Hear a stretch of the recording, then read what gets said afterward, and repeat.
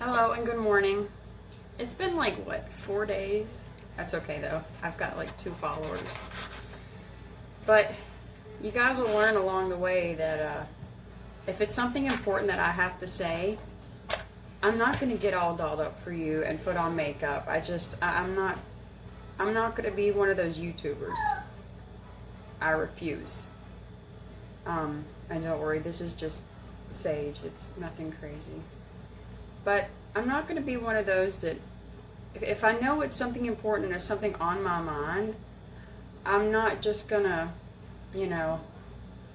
spend an hour in the bathroom and then come and say something. No. So, the past few days, and I can't say I've learned, because learned is,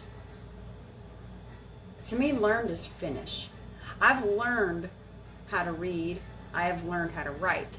I am learning about self-care. And this is really important for moms and dads, I believe.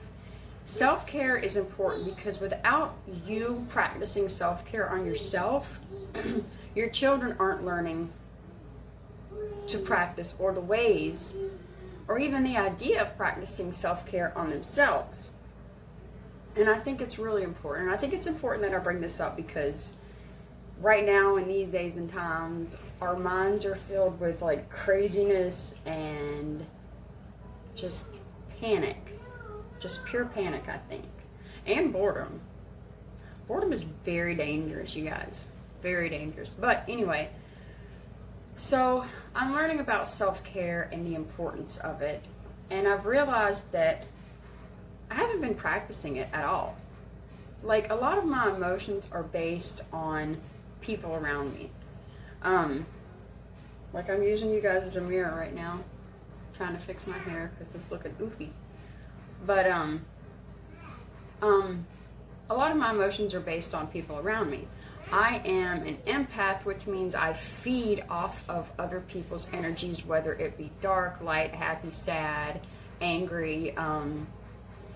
And when you are that way, at the end of the day, you're tired and you're wore out, and there's just so much going through your head. Like, you almost want to make a list of like people that you want to like fix and save and help, and you can't do that. You can't do that. I've realized that the first person that you need to help before anybody is you.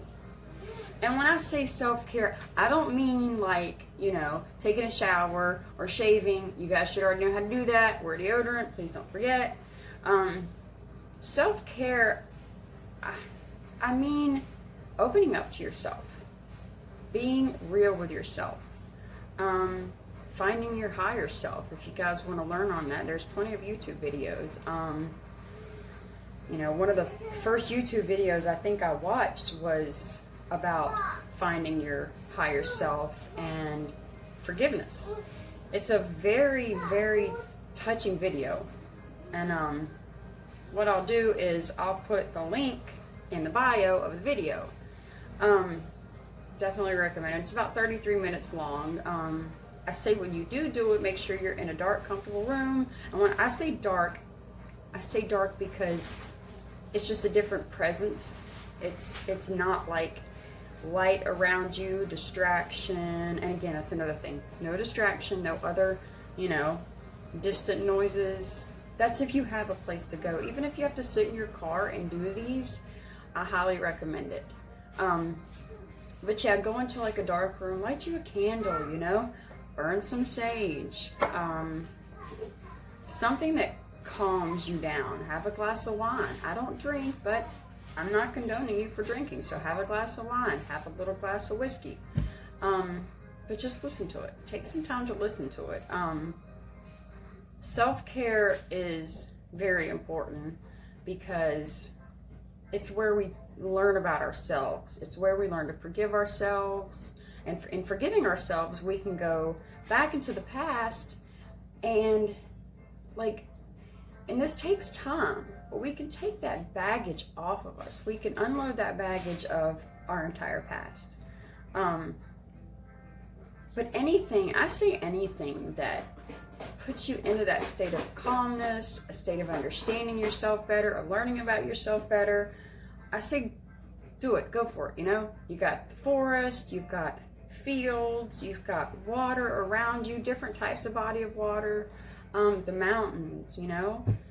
There are plenty of places for you to go and to step on the soil of the earth and just stand there for a second and just breathe it in, just meditate. I've noticed as a mom, and it's I kind of feel like a hypocrite for saying it, because I've only been doing it for like 3 days now, but I have noticed as a mom that my focus to my children is different. When I've got so many things in my head like jumbled and going crazy, and I'm thinking about this, thinking about that, oh, what are they doing, what are they doing, blah, blah, blah. My aggravation level is higher with my children. Now, at the end of the day, once they're asleep, if I take the time to meditate or to self-reflect, then I've noticed the day after, my attitude is a little different. I'm not saying I'm a crazy bad mom that I'm like screaming at my kids every 2 seconds or whatever, you know. They could be in there painting rainbows on the wall, and I'd have to learn to just stop, you know, just stop, because they're children.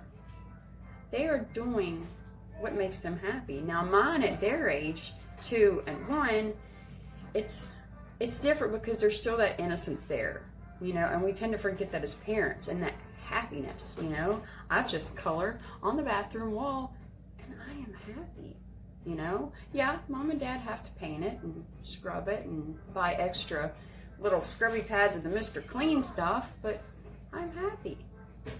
That's what I want you guys to do for yourselves. I'm not telling you to go color on walls. Please don't do that, because your significant other or your partner or your parents will look at you like you're crazy and then fuss at me. So don't go coloring on bathroom walls. But do what makes you happy, and remember to take care of yourself first, because you are the only you.